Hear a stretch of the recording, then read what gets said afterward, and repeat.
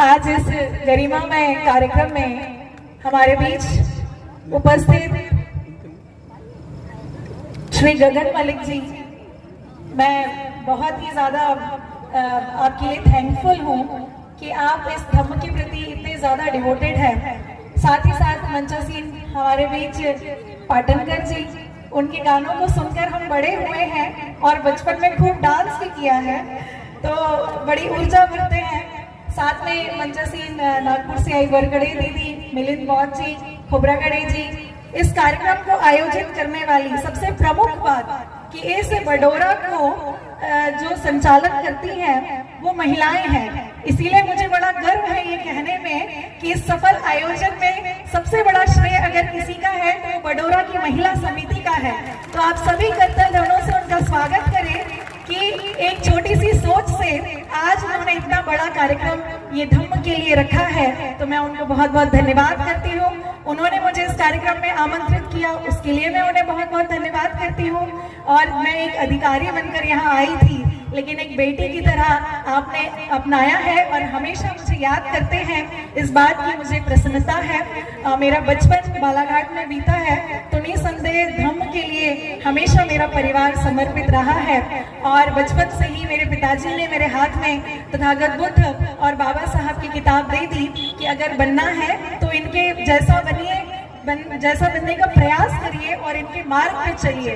तो कोशिश थोड़ी सी की और हमेशा यही प्रयास किया कि बाबा साहब की दी हुई शिक्षाएं, जिसको बड़े ही सुंदर तरीके से अभी मलिक जी ने आपको बताया, शिक्षित बनो, संगठित रहो, संघर्ष करो, बड़े ही सुंदर तरीके से। विश्वास तो मुझे यकीन नहीं हो रहा कि आप इतना धम्म को जानते हैं, बहुत डीपली आपने उसको पढ़ा है।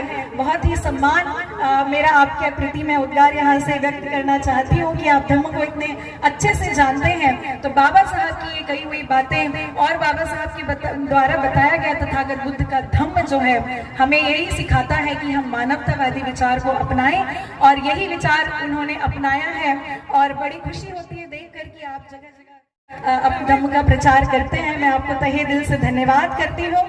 और मैं तो हमेशा आपके साथ हूँ ही, आप मुझे हमेशा सुनते रहते हैं। मेरा तन मन धन जीवन सब कुछ बाबा साहब के लिए समर्पित है।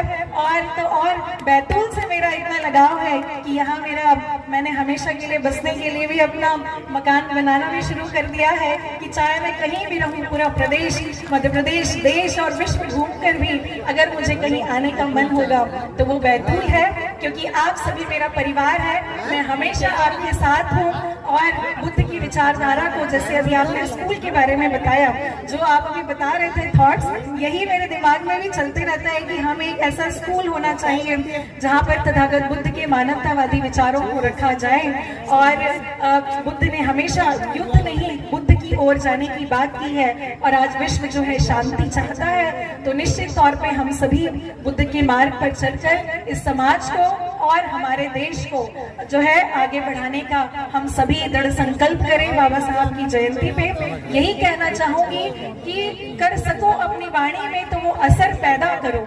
अभी गगन मलिक जी, प्रकाश नाथ पाटनकर जी अभी बताएंगे, उनकी वाणी में कलम में भी हो सकती है।